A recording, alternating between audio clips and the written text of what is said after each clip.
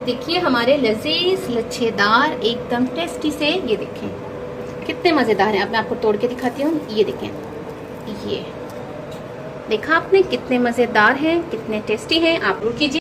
अस्सलाम वालेकुम। आज मैं आपको बहुत ही ज़बरदस्त वेजिटेबल के पकोड़े बनाना सिखाती हूँ। बहुत ही क्रिस्पी होते हैं और बहुत ही मज़ेदार होते हैं। नोट कर लें। बिस्मिल्लाहिर्रहमानिर्रहीम। देखिए जैसे कि आपको पता है रमज़ान है और पकोड़े तो बहुत ही शौक और ज़ौक़ से खाए जाते हैं। देखिए मैंने एक ही बाउल में, क्योंकि रमज़ान है, मैं इफ्तार का वक्त है तो मैं जल्दी में हूँ, इसलिए मैंने आपको अलग अलग चीज़ें करके नहीं दिखाई। देखिए इसी में मैंने बारीक ये आलू काट लिया है और ये 2 अदद मैंने प्याज ले ली है। 1 आलू ले लें आप और 2 अदद प्याज। ये पुदीना है, ये धनिया है और थोड़ी सी मैंने ये देखें बंद गोभी है ये, ठीक है, ये बारीक बंद गोभी है। मैंने ये इस तरह की ये चीज़ें ली हैं, ठीक है। आपने अगर चाहें तो और चीज़ें ऐड कर सकते हैं जो आप खाना पसंद करते हैं, जैसे कि पालक वगैरह, ठीक है। अब इसमें हमें करना क्या है देख लें। ये मैंने ले ली हैं सारी चीज़ें। अब ये मसालों का है। अब हमें सबसे पहले ये डालना है अजवाइन। अजवाइन मोस्ट इंग्रेडिएंट्स होता है, इससे पकोड़े बहुत ही लजीज, बहुत ही टेस्टी होते हैं, ठीक है। इतने मैंने चुटकी के बराबर अजवाइन डाल दी है और ज़ीरा मैं डालूंगी ये आधा चमचा, ठीक है। उसके बाद मैं डालूंगी कुटी हुई मिर्ची। जितनी आप मिर्ची खाना पसंद करते हैं आप उतना डालें। मैं डालूंगी ये 2 चमचा, क्योंकि थोड़े से पकोड़े ज़्यादा ना फीके हों ना ज़्यादा स्पाइसी हो, तो नॉर्मल पे जाने चाहिए ये। और 1 चमचा इस तरह से मैंने साबित धनिया ले लिया है। ये मसाला है, ये मैंने कूटा हुआ है। इसमें सौंफ है, इसमें धनिया है, इसमें बहुत से मसाले ऐड किए हैं, आप देख सकते हैं। मैं करीब से आपको दिखा देती हूँ। इसमें मैंने अनार दाना भी डाला हुआ है। इसकी रेसिपी मैं आपको बाद में बताऊँगी। ये मैं पकौड़ों के लिए मसाला बनाती हूँ, उससे बहुत ही ज़बरदस्त खुशबू आती है और बहुत डिफरेंट बनते हैं। अब है नमक।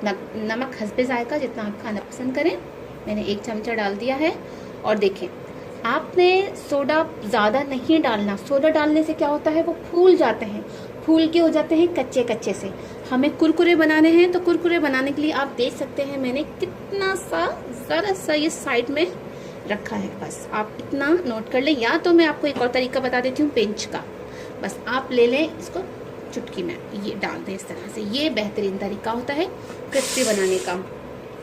अब हमें करना क्या है, बेसन लेना है।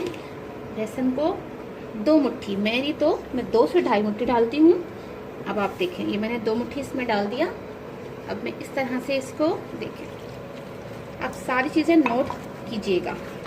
ज़्यादा हमें थिक नहीं रखना बेसन। जब हम थिक रखते हैं इससे क्या होता है, हमारे पकोड़े अंदर से गोल गोल निकलते हैं, यानी कि मोटे मोटे गोल गोल अजीब से होते हैं वो पकोड़े। तो इस तरह से थोड़ी सी मुझे जल्दी हो रही है, इसलिए मेरी चीज़ें गिर रही हैं, मगर कोई मसला नहीं, किचन ही है।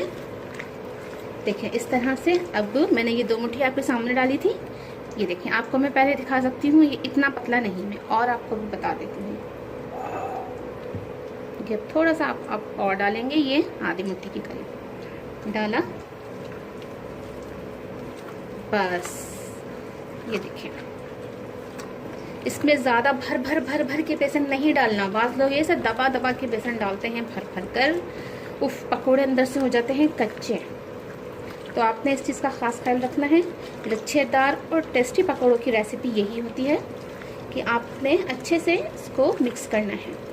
और ये देखें इसकी, बस ये हो गया, कुछ भी नहीं हुआ। ये देखें इतना होना चाहिए। जब हम पकोड़ों को ऑयल में डालेंगे तो इस तरह से ये बैटर होना चाहिए इसका। ये देखिए इतना आप देख सकते हैं लिक्विड है। ये देखें ये क्रिस्पी बनाने की ये रेसिपी है और ये टिप भी है, इसको आप फॉलो कीजिए। आप देखिए आपके पकोड़े कितने टेस्टी, कितने क्रिस्पी बनते हैं। यहाँ पे जब तक मेरा ऑयल गर्म हो रहा है। और दूसरी बात, ऑयल को आपने बनाना है सरसों में आप बनाएंगे तो बहुत ही डिलीशियस, बहुत ही मज़ेदार आपके पकोड़े बनेंगे। मैंने आपको दिखा दिया है, मैं सरसों में बनाती हूँ। हाँ, अगर आप सरसों नहीं खाते तो आप जो कोई सा भी वेज ऑयल होता है आप ले सकते हैं।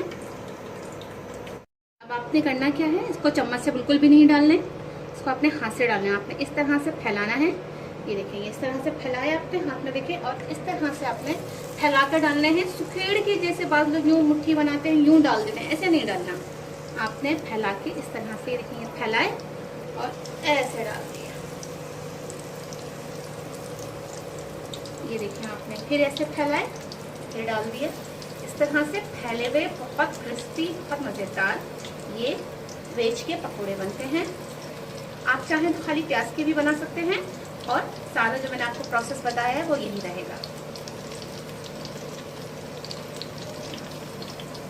और सरसों का ऑयल है ये बहुत मज़ेदार होते हैं सरसों के तेल में।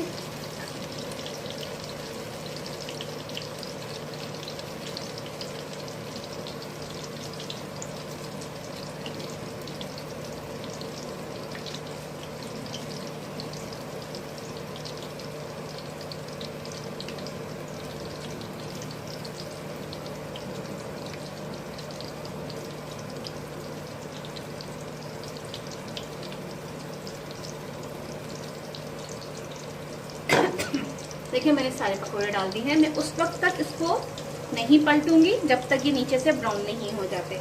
और हमें धीमी आंच पे नहीं बनाने हैं, अगर हम इतनी मीडियम हमें आंच रखना है। अगर हम धीमी आंच पे बनाएंगे तो क्या होता है, ये जो हमारा पकोड़े होते हैं वो सारा तेल एब्सॉर्ब कर लेते हैं, पी जाते हैं।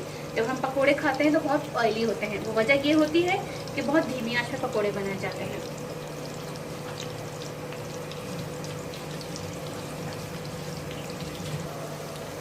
देखिए नीचे से ये हो गए सारे गोल्डन, ठीक है, गोल्डन हो चुके हैं। अब हम इसको बिल्कुल धीरे से, आराम से, बिल्कुल एहतियात से हम पलटेंगे, क्योंकि ऑयल वाली चीज़ों में एहतियात रखनी बहुत ज़रूरी होती है। यहाँ से देखिए हमने पलटे, आप देख सकते हैं कितना खूबसूरत शेप है और कितने मज़ेदार लग रहे हैं। देखिए फैले फैले कितने अच्छे लग रहे हैं।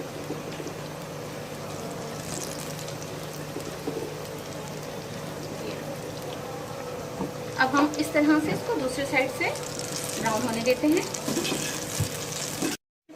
पकोड़े जो हैं वो ऊपर नीचे से गोल्डन होना शुरू हो चुके हैं, बल्कि हो गए हैं। हमें थोड़ी देर इसको और उलट पुलट करना है। ये देखिए इस तरह से उलट पुलट करना है।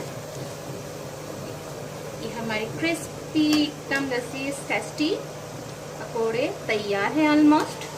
जी बिल्कुल रेडी हो चुके हैं। अब हम इसको थोड़ी सी धीमी फ्लेम करके छन्ने में निकालेंगे, ताकि जो ऑयल है वो छन्ने में रह जाए। इस तरह से